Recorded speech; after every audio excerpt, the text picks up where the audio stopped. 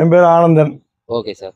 மயிலாடுதுறை மாவட்டம் ம். சேத்தூர் பஞ்சாயத்து மானந்தவாசல் கிராமத்துலேருந்து பேசுகிறேங்க. யூடியூப் மூலம் பார்த்தேன் நான். ஒரு ஃப்ரெண்டு ஒரு பையன் சொன்னாங்க. அவங்க மூலம் கான்டாக்ட் பண்ணி பேசுகிறேன் நான். Okay sir. ஃபோன் பண்ணி ஒரு 10 நாளில் வந்து பார்த்துட்டு போனாங்க. 10,000 பணம் கொடுத்தேன் நான். 10,000 கொடுத்தீங்க. ஒரு 15-20 நாளில் வந்து செஞ்சு விட்டுருக்கீங்க. சரி.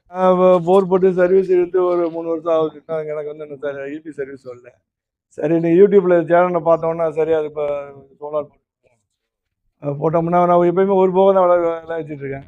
இப்போ சோலார் போட்டோம்னு வச்சுங்க 2 போகம் விளைக்கலாம். அதனால தான் சரின்னு சொல்லி சோலார் போட்டு விட்டேன் நான்.